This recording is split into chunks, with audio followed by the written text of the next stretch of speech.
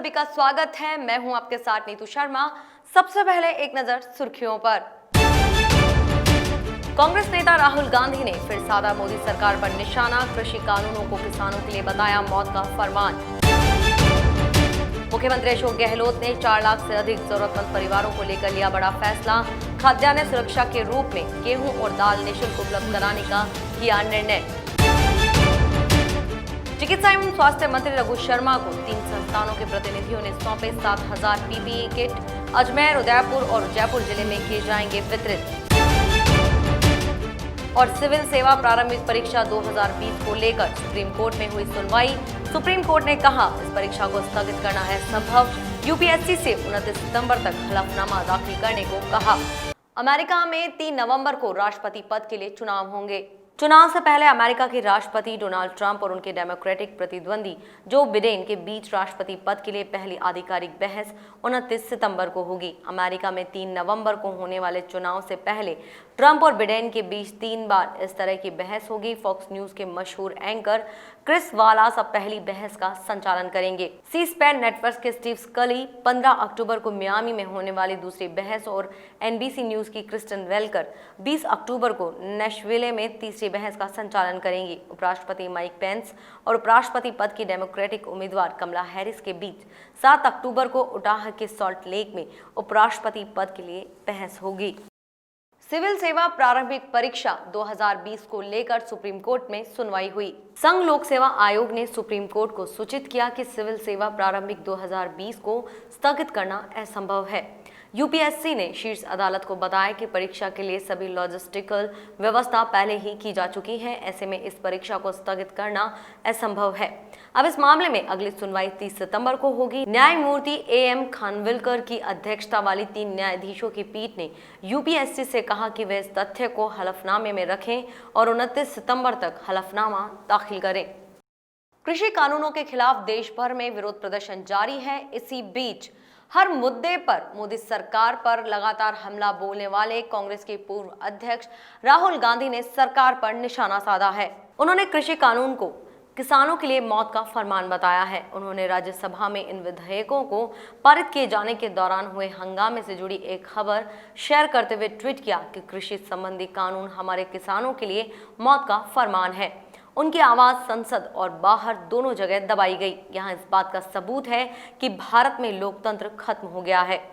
बिहार में 3 चरणों में विधानसभा चुनाव होंगे। विधानसभा चुनावों के लिए तारीखों की घोषणा हो चुकी है, लेकिन अब तक गठबंधन को लेकर ऊहापोह की स्थिति बरकरार है। एनडीए में जहां लोजपा को लेकर रसाकशी जारी है, वहीं उपेंद्र कुशवाहा की राष्ट्रीय लोक समता पार्टी भी असमंजस की स्थिति में है। महागठबंधन की बात करें तो यहाँ कांग्रेस और राजद के बीच स्थिति साफ होती नजर आ रही है। हालांकि वाम दलों को लेकर राजद और कांग्रेस में भी खींचतान जारी है। एनडीए के घटक दल लोक जनशक्ति पार्टी ने 42 सीटों की मांग की है। यदि उसकी मांग पूरी नहीं होती है तो वह अकेले चुनावी मैदान में उतर सकती है।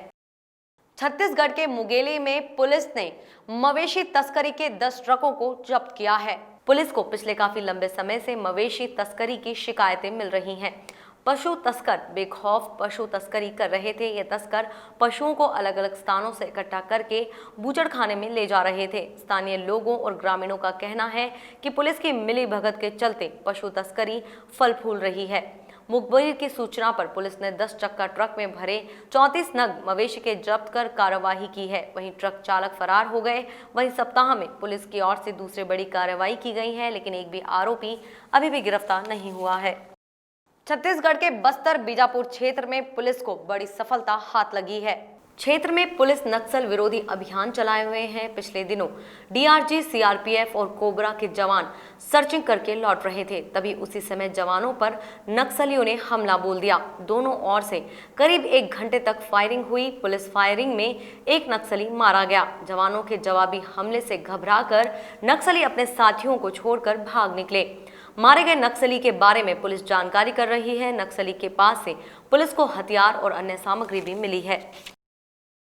प्रदेश की पहली राष्ट्रीय webinar the silver lining for Indian economy का सीएम अशोक गहलोत ने उद्घाटन किया। वर्चुअल हुई इस वेबिनार में 300 से ज्यादा प्रतिनिधियों ने भाग लिया। वेबिनार को संबोधित करते हुए मुख्यमंत्री गहलोत ने कहा कि राजस्थान अब पहले जैसा नहीं रहा, प्रदेश लगातार विकास कर रहा है। उन्होंने कहा कि राजस्थान में खनिज संपदा के अथाह भंडार है, इसके चलते राजस्थान देश का अग्रणी राज्य बन सकता है। नीति आयोग के सीईओ अमिताभ कांत ने मुख्यमंत्री अशोक गहलोत की तारीफ की। उन्होंने कहा कि राजस्थान चांदी के उत्पादन में विश्व का नंबर 1 बनेगा। मुख्यमंत्री अशोक गहलोत ने 4 लाख से अधिक जरूरतमंद परिवारों को लेकर एक बड़ा फैसला किया है। सीएम गहलोत ने कोविड-19 महामारी की वजह से आर्थिक संकट का सामना कर रहे 4,14,000 जरूरतमंद परिवारों को खाद्यान्न सुरक्षा के रूप में प्रति व्यक्ति 10 किलोग्राम गेहूं और प्रति परिवार 1 किलोग्राम दाल निःशुल्क उपलब्ध कराने का निर्णय किया है। सीएम गहलोत ने इसके लिए मुख्यमंत्री सहायता कोष से 37.74 करोड़ रुपए उपलब्ध कराने के प्रस्ताव को मंजूरी दी है। गौरतलब है कि सीएम गहलोत ने कोरोना महामारी की वजह से आजीविका संकट का सामना कर रहे ऐसे निराश्रित एवं जरूरतमंद लोगों को खाद्यान्न सुरक्षा उपलब्ध कराने के निर्देश दिए थे, जिन्हें खाद्य सुरक्षा की आवश्यकता है और जो किन्हीं कारणों के चलते पूर्व में हुए सर्वे से वंचित रह गए थे। सीएम गहलोत के इस निर्देश पर खाद्य एवं नागरिक आपूर्ति विभाग के माध्यम से 22 जुलाई से 15 अगस्त के दौरान कराए गए पुनः सर्वे में 4,14,303 परिवारों के 15,36,028 व्यक्तियों ने रजिस्ट्रेशन कराया। मुख्यमंत्री ने इन सभी को प्रति व्यक्ति 10 किलोग्राम गेहूं और प्रति परिवार 1 किलो दाल निःशुल्क उपलब्ध कराने के निर्देश दिए हैं।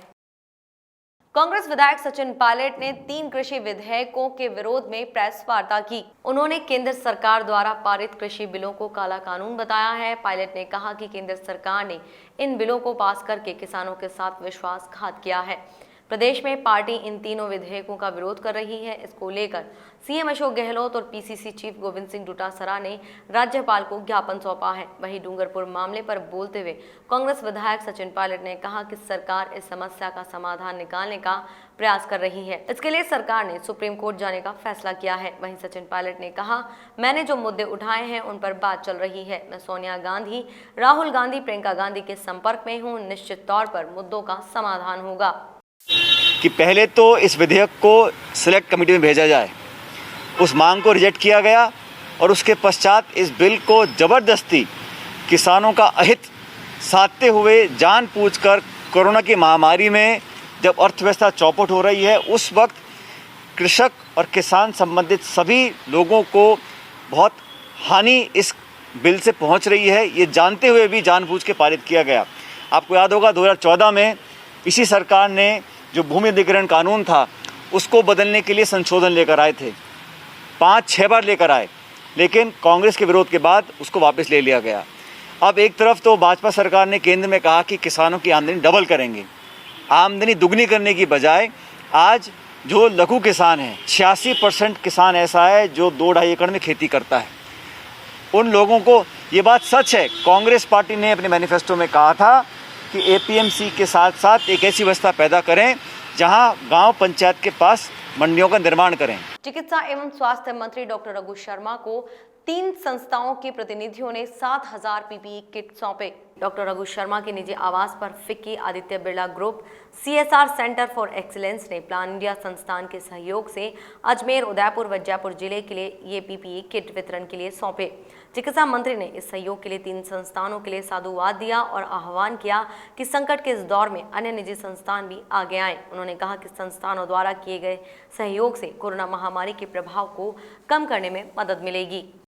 निजी स्कूलों में फीस वसूली के मामले में अब राज्य सरकार भी राजस्थान हाईकोर्ट में अपील करने जा रही है। हाईकोर्ट में यह जानकारी अतिरिक्त महाधिवक्ता राजेश महर्षि ने दी। सीजे इंद्रजीत महांती की खंडपीठ मामले में दायर अधिवक्ता सुनील समदरिया की अपील पर सुनवाई कर रही थी। इस दौरान सरकार की ओर से कहा गया वह भी एकल पीठ के 7 सितंबर के आदेश के खिलाफ अपील दायर करने जा रही है। ऐसे में कोर्ट ने मामले की सुनवाई 30 सितंबर तक टाल दी। अब अदालत दोनों अपीलों पर एक साथ सुनवाई करेगी। जोधपुर के बावड़ी पंचायत समिति में पंचों के प्रथम चरण के मतदान शांतिपूर्वक तरीके से हुए। मतदान को लेकर ग्रामीणों में गजब का उत्साह देखा गया। वहीं कई जगह मतदान के दौरान सोशल डिस्टेंसिंग की धज्जियां उड़ी दिखी। वहीं कुछ मतदान बूथ के बाहर छाया की व्यवस्था नहीं होने से लोगों को भारी परेशानी उठानी पड़ी। वे पेड़ के नीचे छाया ढूंढते नजर आए। बूथ के बाहर 200 मीटर तक सभी तरह के वाहन प्रतिबंधित होते हैं, लेकिन लोग और पुलिस इसको लागू नहीं कर पाए। लोग गाड़ी लेकर गेट पर ही आ रहे थे और वहीं भीड़ जमा हो रही थी। शहीद भगत सिंह की जयंती देश भर में धूमधाम से मनाई गई। भीकमकोर के राजकीय उच्च प्राथमिक विद्यालय मोरलेनाड़ी में एक कार्यक्रम का आयोजन किया गया। कार्यक्रम में सरदार भगत सिंह का केक काटकर जन्मदिन मनाया गया। कार्यक्रम का आयोजन सोहन पूनिया और भीकाराम पूनिया ने किया। भीकाराम पूनिया ने बताया कि शहीद आजम सरदार सिंह हम युवाओं के लिए प्रेरणा स्रोत हैं। हमें उनकी बलिदानी को भूलना नहीं चाहिए, वह हमारे दिलों में आज भी अमर है।